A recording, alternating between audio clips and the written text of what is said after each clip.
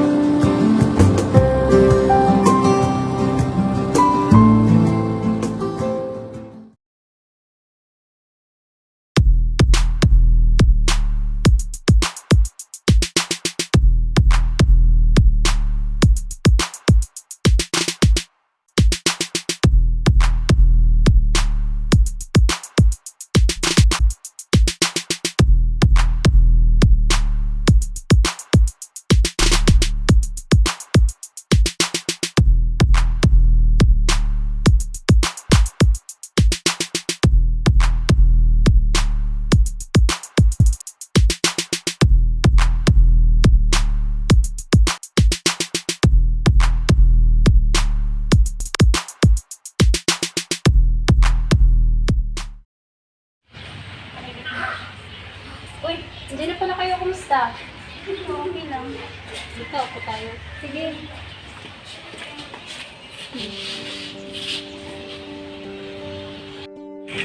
Kaya gusto ko kayong makita is, gusto kong mapag-usapan natin yung mga problema natin.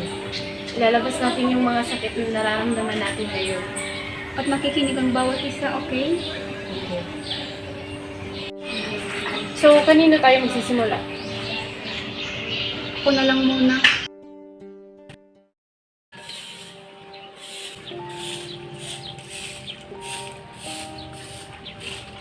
Hoy, Mare! Hindi ka ba pumunta? Saan? Kasi awarding ng mga bata ngayon, nagtaka nga ako, bakit hindi ka pumunta? Tsaka yung anak mo. Hindi na. Wala naman kasing award yung anak ko. Buti nga yung anak mo, matalino. Yung anak ko, hindi na mautusan, bobo pa.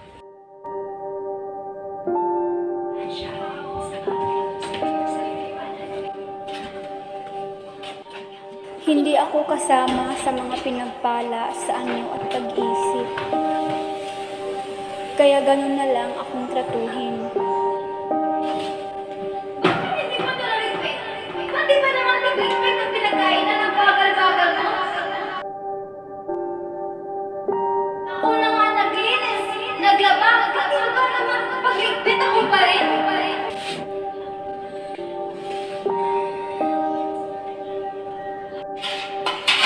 Buti na lang yung Marites, masipag na matalino pa, ikaw, bobo ka na nga, tamad ka pa, bobo ka na nga, tamad ka pa.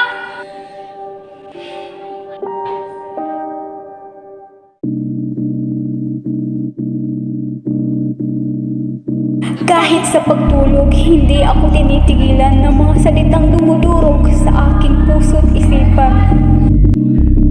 Ang bobo mo kaya hindi ka mahal ng nanay mo. Nanay mo. Bobo ka. Bobo pa. Oo nga. Pangit. Hindi ko na kaya.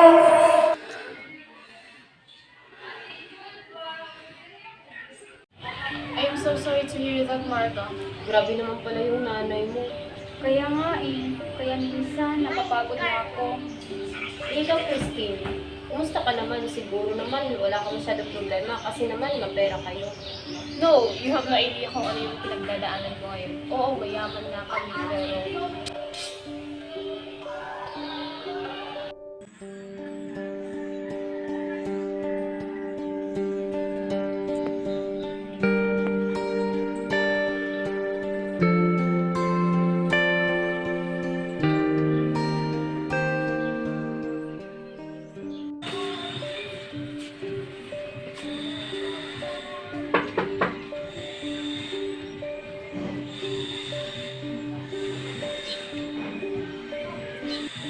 Oh, Christine, dyan ka na pala. Where's mom and dad? Naku, yung daddy mo, 5 araw daw mawawala dito. Kasi may business trip daw. At yung mami mo at tita mo naman, may biglaang meeting kasama yung mga kaibigan nila. Okay, I just want to show them something sana. Ano ba yung papakita mo sa kanila? Okay, yeah, I want as the first place on our quiz at school and I want to show them sana kaso wala pa na sila. Patingin na.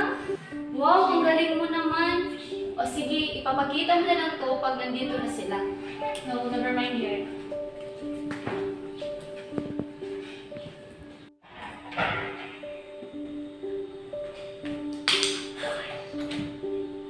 Good morning, Mom. Okay, so we will meet on Mom, finally you're Monday. here! Okay, at 8 on Monday. I want us Okay, the first 8 a.m. place, sharp. first school. Kasi nandiyan yung asawa ko dyan. Yan. Mom, Okay. No, I want us the first place. Christine, not now. Show it to your tita. Oh yes, I'm on my way. Yaya, Yes, ma'am. pakisabihan si Mano na ihanda yung kotse. Alis kami. Yes, ma'am. Oh yes, oo. Ginawa ko ang lahat para lang mahalin nila ako. Ginawa ko ang lahat kahit hindi ko na kaya. Para lang makuha ang atensyon nila. Pero bakit parang kulang pa rin? Bakit parang wala lang ang lahat? Hindi ko na kaya.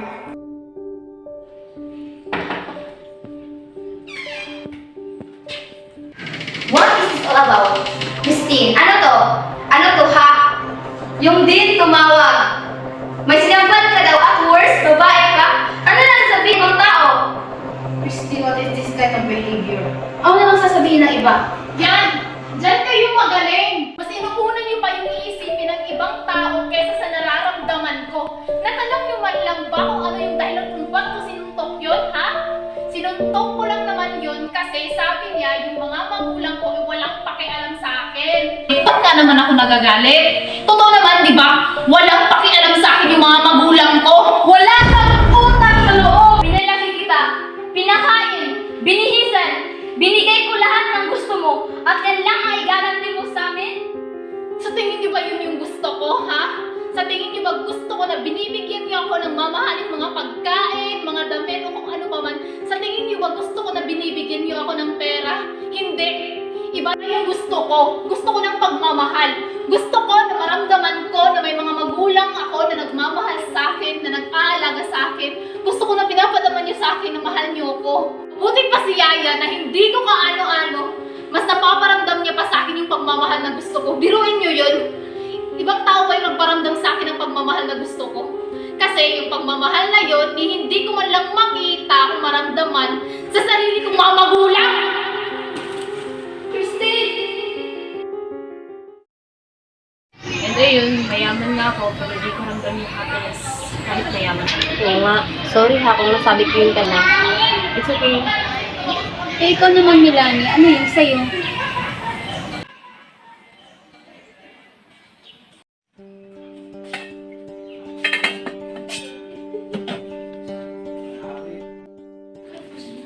Anak, bilisan mo na dyan, kakain na tayo. Opo, Nay. Tatapusin ko lang muna to. Sana ba kasi yung tatay mo? Umagang-umaga, wala pa dito. Bilisan mo na dyan, kakain na tayo. Naku, Nay, baka nag-iinam na naman yun. Naku, yung tatay mo talaga. O, tapos ka na pala, kumain ka na dito. Kakain na tayo.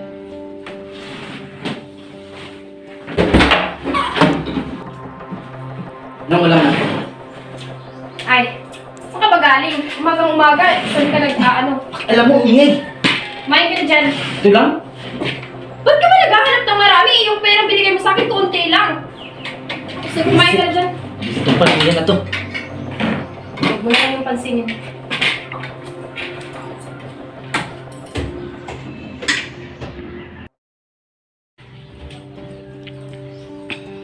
Anak, bakit ko nga sa sapatos ko? Saan ka na naman pupunta? Maghanap ng trabaho, ano ba? Maghahanap ka ng trabaho, Pet. Ang dami mong dalang gamit. Ba't ang dami mong tanong? Iwan ko talaga sa'yo. Visit ka. Saan ba kayo pupunta? Maghanap akong trabaho na kasi wala tayong pera eh. Magwala dito sa tatay ha, bantayin mo yung nanay mo. Opo tayo, mag-ingat po.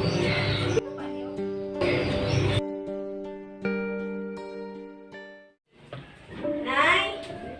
Bakit ba? Nay, bakit parang problemado yun? Ay, naku, yung walang hiya mong ama. Isang linggo na, hindi ko makontak. Tawag ako ng tawag, hindi naman sumasagot. Baka busy lang po yung sa trabaho. Yung talaga niya sa ama mo.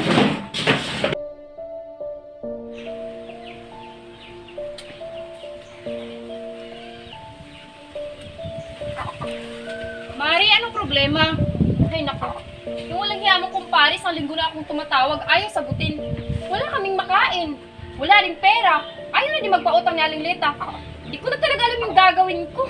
Melanie girl, kung pera ang hinahanap mo, may solusyon ako dyan. Huh? Ano naman? Ikaw, kung gusto mo. Sige nga, baka kaya ko.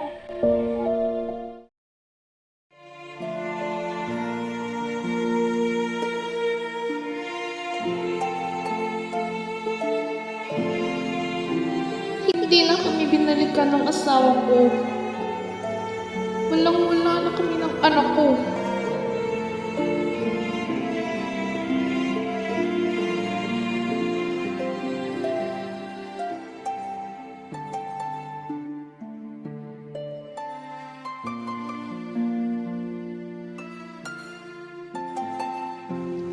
Ito na lang ang solusyon na alam ko para sa amin ng anak ko.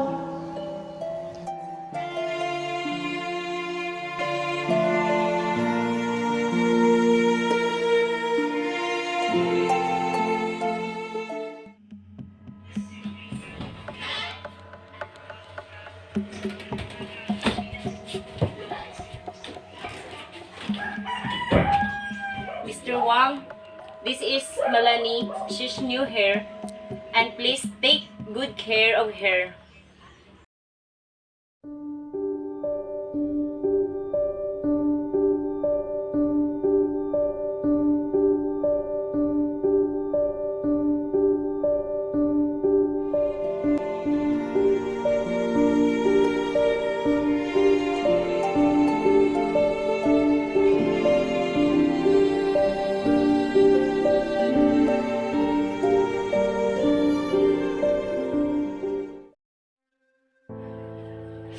Tiniis ko ang lahat. Pakiramdam ko ang dumi-dumi ko.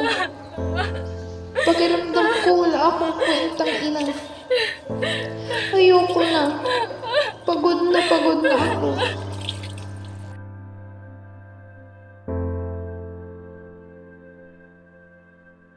Grabe, diba? Napakawalang hiya niya. Grabe, akala ko ako lang yung may pinagdadaanan na ganito.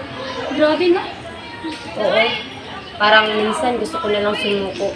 Alam niyo yun, yung pagod at sakit na nararamdaman mo. Yung parang gusto ko na lang magpahinga isang araw. Yung wala akong sakit na nararamdaman. Ay, tama na nga yan. Umuwi na tayo. Okay, mauna na ako. Bye. Sige, ingat ka ha. Sige, ako rin. Uwi na ako. Sige, ingat kayo.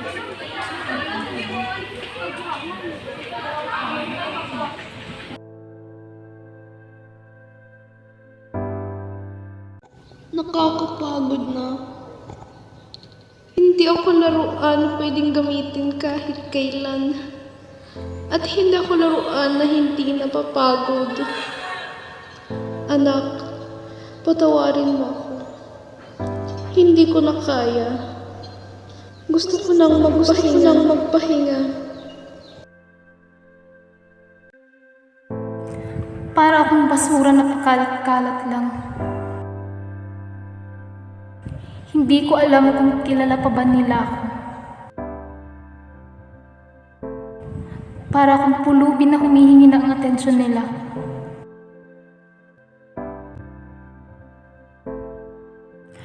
Ayoko na.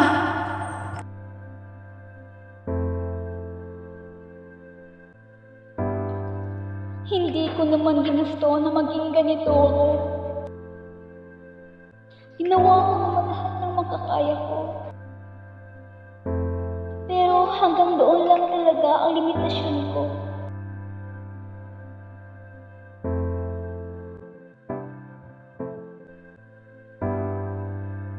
Pagod na ako.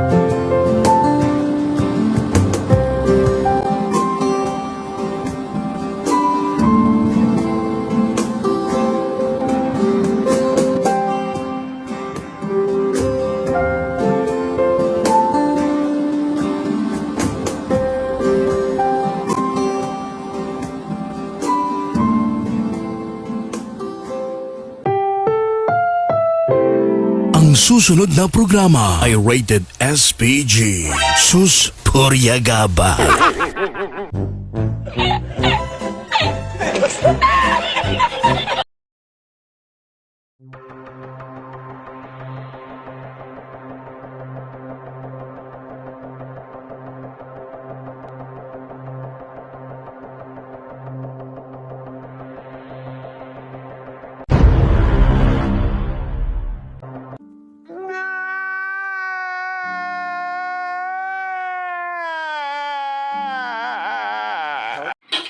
Buti pa yung anak ni Marites! Masipag! Buti pa yung anak ni Marites! Matalino, masipag! Tapos ikaw, bobo ka na nga! Stop it. Get some help. Ang bobo mo! Ah, bobo! Bobo!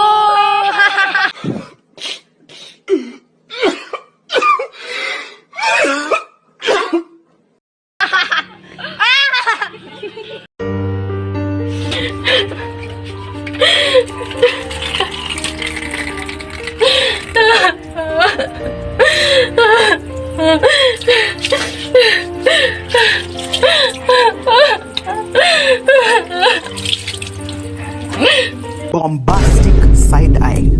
Criminal offensive side eye.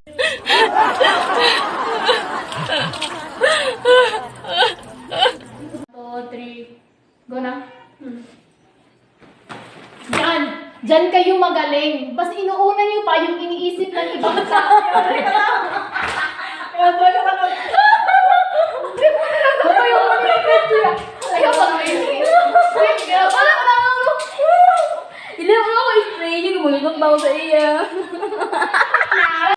Yan! Diyan kayo magaling. Mas inuuna niyo pa yung iniisip. Isip ng ibang tao.